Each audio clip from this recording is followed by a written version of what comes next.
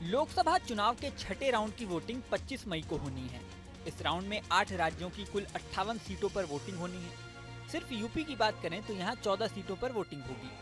इसमें आधी सीटें ऐसी हैं जहाँ राजनीतिक विश्लेषक भी नहीं समझ पा रहे हैं कि किसका पलड़ा भारी है। सबसे बड़ी बात है कि ये एक ऐसा राउंड है जिसमें यूपी की वोटिंग पर ममता बनर्जी की भी नजर है। सिर्फ नजर ही नहीं बल्कि ममता बनर्जी इस राउंड की वोटिंग को लेकर टेंशन में भी होंगी। आइए इसकी वजह डिटेल में आपको समझाते हैं।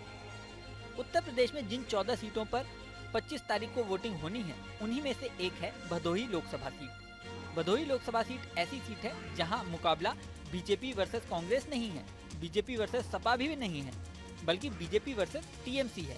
जी हाँ, यहाँ ममता बनर्जी के कैंडिडेट ललितेश पति त्रिपाठी से बीजेपी के विनोद कुमार बिंद का मुकाबला है।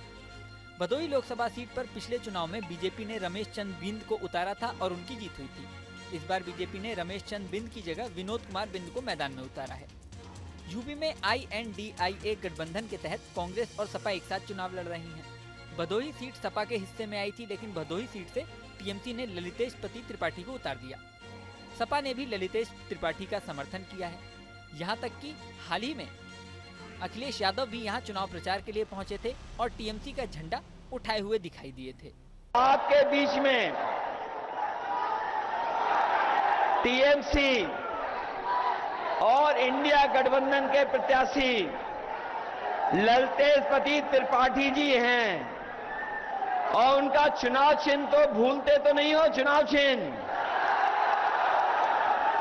इनका चुनाव चिन्ह क्या है ये बताइए आप लोग। आपको याद है कि नहीं याद है? यही है ना चुनाव चिन्ह, भूल तो नहीं जाओगे। जाना साइकिल से, लेकिन बटन कौन सी दबाओगे आप? किस नंबर पे है बटन इनकी? 7 नंबर पर। ये 7 नंबर वाला बटन मत भूलना। अब इस सीट के लिए 25 मई को वोटिंग होगी।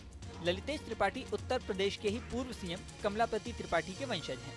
ललितेश पहले कांग्रेस में थे और प्रियंका गांधी के करीबी बताए जाते हैं, लेकिन बाद में टीएमसी में शामिल हो गए। भदोही सीट की बात करें तो ये सीट साल 2009 में ही अस्तित्व में आई थी। साल 2009 में यहाँ बीएसपी को जीत मिली थी। इसके बाद साल 2014 और साल 2019 दोनों बार बीजेपी के हिस्से में ये सीट आई।